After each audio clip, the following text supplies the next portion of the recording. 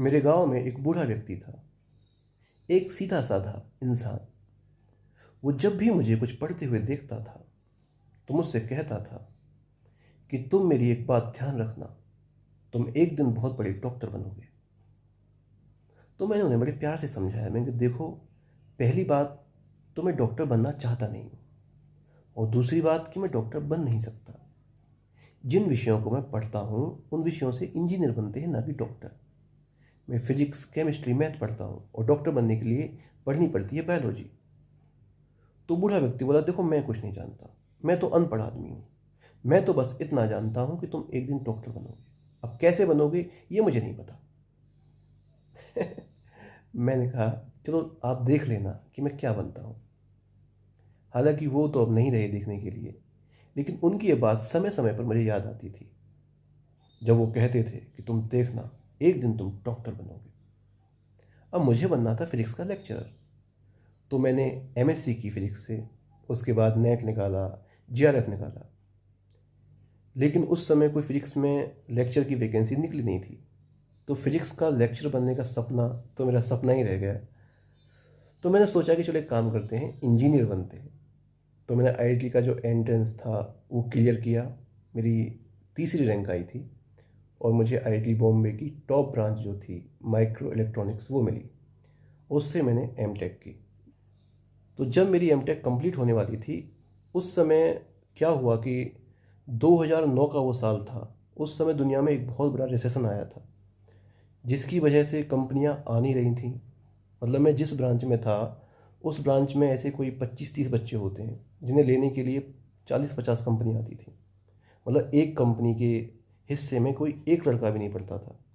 तो जिस ब्रांच का 100% प्लेसमेंट था, उस ब्रांच के ये हाल थे कि वहाँ बच्चे दुखी हो रहे थे कि पता नहीं प्लेसमेंट होगा भी कि नहीं होगा। उस समय बहुत बुरा हाल था, नौकरियां लग नहीं रही थीं, और बस एक ही विकल्प हमारे पास था कि हम आईआईटी में रुकें और पीएचडी करें। अब सोचो, 5 साल आईआईटी में पीएचडी, मतलब पूरी ज़िंदगी पढ़ने में चली जाएगी। मैंने कहा, भाई ये तो नहीं हो पाएगा, और विकल्प भी कोई नहीं था। उस समय जब पीएचडी का ऑप्शन मेरे सामने आया, तो मुझे उसी बूढ़े व्यक्ति की बातें कान में सुनाई देने लगी कि देखना, तुम एक दिन बनोगे डॉक्टर ही, डॉक्टर, डॉक्टरेट, डॉक्टरेट। मतलब वो व्यक्ति ये कहना चाह रहा था कि मैं पीएचडी करूंगा। नहीं, मैं पीएचडी नहीं करूंगा, मुझे पीएचडी करनी ही नहीं है। मैंने पीएचडी की जगह पर आईएएस को प्रेफरेंस दी। मैंने कहा आईएएस करूंगा, पीएचडी करूंगा ही नहीं। जब मैंने आईएएस की तैयारी शुरू ही की थी कि इतने ही एक बहुत बढ़िया सा एक ऑफ़र आया इटली से। 1 साल की रिसर्च थी, बढ़िया अच्छा खासा पैसा मिल रहा था, खाना फ्री था, रहना फ्री था। मैंने कहा सही है यार, ये भी सही है, एक काम करते हैं, 1 साल मज़े करके आते हैं, आईएएस तो फिर कर लेंगे। या हो सकता है 1 साल में सीन चेंज हो जाए तो जॉब भी लग जाए, अपनी जॉब कर लेंगे उसके बाद में। तो मैं 1 साल के लिए रिसर्च पर निकल गया। तो वहाँ जो मेरा प्रॉफ था, वो इतना प्यारा इंसान था कि ऐसा इंसान मैंने देखा नहीं लाइफ में। ऐसा कोई प्रोफेसर तो मैंने आज तक अपने जीवन में नहीं देखा। जब मैं गया तो उन्होंने मुझसे एक बात कही कि देखो, 1 साल बहुत कम समय होता है, अब इसमें तुम क्या ही रिसर्च करोगे। तुम आए हो, इटली घूमो, खाओ पियो, ऐश करो। और वैसे तो मैं बता देता हूँ कि टॉपिक तुम्हारा ये है, अगर कुछ करने का मन करे तो कर लेना, अदरवाइज मेरी ओर से आप फ्री हो एकदम। ऐसी बातें भला प्रोफेसर कहीं करते हैं? बहुत सुनकर मुझे बड़ा अच्छा लगा। तो शुरुआत में तो हमने मज़े किए, लेकिन मुझे फिर अंदर से ही ये एहसास हुआ कि नहीं यार, मतलब हम जिस काम के लिए आए हैं वो हमें काम करना चाहिए। तो बाकी जो मेरे साथ गए थे वो लोग तो मज़े करते रहे, लेकिन मैंने सिंसियरली उसको काम को किया, और इसका परिणाम ये हुआ कि हमने 5 महीने के अंदर पेपर पब्लिश कर दिया। मेरा प्रोफेसर मुझसे बहुत खुश था। उसने एक मीटिंग बुलाई सारे प्रोफेसर की, और बाकायदा उसने सबके सामने मुझे सम्मानित किया। और उसने कहा कि भाई, मैं उम्मीद नहीं कर रहा था कि कोई भी इतने कम समय में एक पेपर पब्लिश कर सकता है। तो मेरा जो इटली का प्रोफेसर था, वो मुझसे बहुत प्यार करता था। वो चाहता था कि मैं वहाँ से पीएचडी करूँ। तो उसने मुझे इटली में पीएचडी का ऑफ़र दिया। मैंने मना कर दिया, तो उन्होंने मुझे फ्रांस का ऑफ़र दिया। मैंने दोनों ऑफ़र मना किए, और उनसे कहा देखो कि अभी मुझे जॉब करनी है, गाड़ी खरीदनी है, शादी करनी है, बहुत सारे काम करने हैं, मुझे जीवन को जीना है। मैं बहुत साल पढ़ते पढ़ते मैंने बता दिए। अब मुझे बहुत ज़्यादा नहीं पढ़ना। ये सच है कि मुझे 1 साल जो मैंने आपके साथ काम किया, मुझे बहुत अच्छा लगा और पहली बार मैंने सच को इतना सही तरह से एंजॉय किया है। लेकिन ये भी सच है कि मैं फ़िलहाल जीवन के आनंद लेना चाहता हूँ।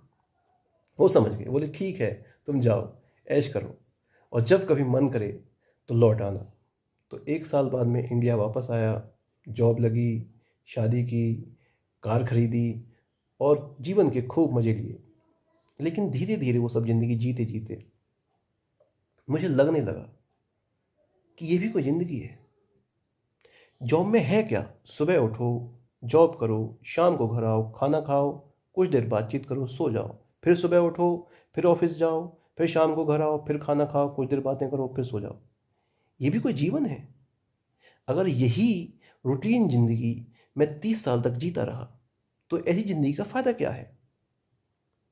अगर जीने का मकसद खाना पीना, बच्चे पैदा करना, उन्हें पालना ही है तो ये सब तो जानवर भी करते हैं। फिर मनुष्य बनने की ज़रूरत क्या थी? तो ऐसी बातें मेरे दिमाग में आने लगी। तो मैं समझ गया कि मैं जॉब के लिए बना ही नहीं हूँ। मैं प्योर रिसर्च मटेरियल हूँ। मैं रिसर्च करने के लिए बना हुआ हूँ।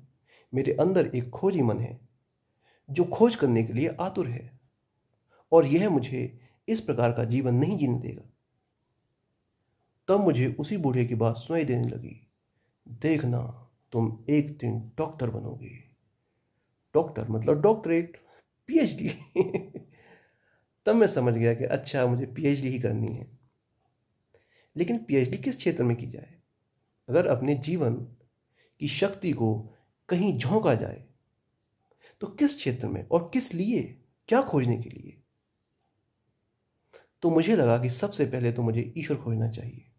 पहले तो मुझे यह पता लगाना चाहिए कि ईश्वर है या नहीं, और यदि है तो फिर आगे की यात्रा ईश्वर स्वयं निर्धारित करेगा, और यदि नहीं है तो मैं 1 साल बाद वापस आऊँगा, पीएचडी करूँगा, और इंडिया से नहीं करूँगा, इंडिया से बाहर करूँगा, एब्रॉड से करूँगा पीएचडी। तो ये मैंने सोच लिया कि बस 1 साल के लिए मैं ईश्वर को खोजता हूँ, अगर मिला तो ठीक, नहीं तो फिर मैं वापस आ जाऊँगा और वापस आकर भी मैं पीएचडी ही करूँगा। फिर मैं सब कुछ छोड़कर ईश्वर की खोज के लिए निकल पड़ा। जॉब छोड़ दी। सब कुछ छोड़ने का मतलब ये नहीं कि मैंने घर छोड़ दिया।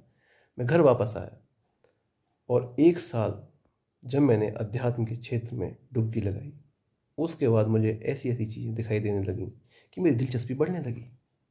तो 1 साल बाद भी मुझे ईश्वर के दर्शन नहीं हुए, कुछ पता नहीं चल पाया कि है कि नहीं है। लेकिन इतना कुछ दिख गया था कि मुझे लग रहा था कि कुछ तो है, और अगर मैं वापस चला गया तो फिर यह कहानी यहीं ख़त्म हो जाएगी, पता नहीं चल पाएगा कि था भी कि नहीं। तो फिर मैंने दिल पर पत्थर रखा। मैंने कहा चलो 1 साल और मैं ध्यान में बिताता हूँ, ईश्वर के लिए बिताता हूँ। और जो 2013 की जो साल थी, वो यादगार साल थी। जून 2013, केदारनाथ की जो घटना थी, तारीख तो मुझे ध्यान नहीं है कौन सी तारीख थी। उस तारीख को जब मुझे पहली बार ईश्वर का साक्षात्कार हुआ तो बस समझ में आ गया कि अब वही करना है कि जो ईश्वर चाहता है। और फिर मैंने आगे ईश्वर को ही फॉलो किया, और ईश्वर के संकेत यह थे कि पीएचडी नहीं करनी है, जॉब नहीं करनी है, यहीं रहना है। और पिछले 8 सालों से मैं यहीं हूँ। बीते 8 वर्ष मेरे जीवन के सबसे सुंदर वर्ष हैं।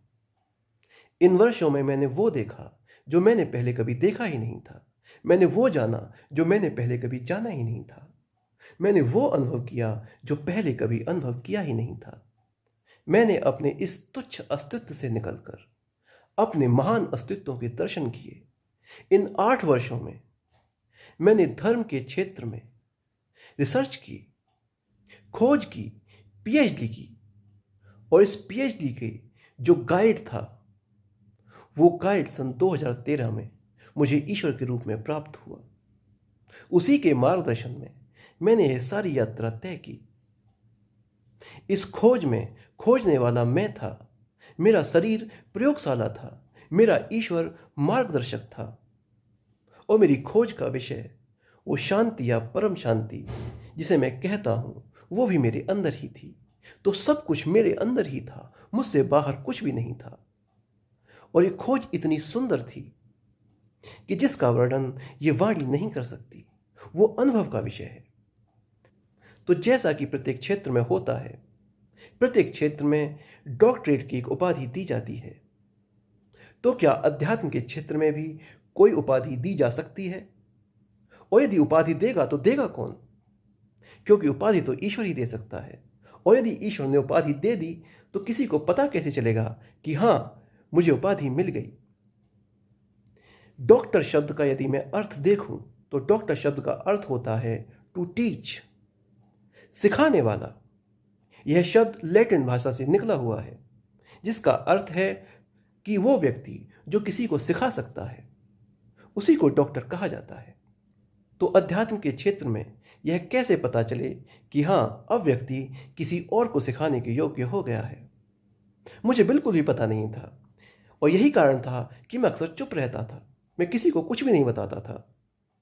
5 साल मैंने फेसबुक, यहां तक कि मैंने फोन भी रखना बंद कर दिया था। लोगों से मैं बहुत कम मिलता था। अक्सर समय मैं एकांत में ईश्वर की याद में बिताता था। कोई मुझसे आध्यात्मिक अनुभव पूछता था तो मैं बताता नहीं था, क्योंकि मैं जानता था कि इसे मैं जो बात बताऊंगा वो इसकी समझ में नहीं आएगी, क्योंकि वो समझ के दायरे से बहुत आगे की बातें हैं। तो अक्सर मैं चुप रहता था। लेकिन एक दिन एक ऐसा व्यक्ति आया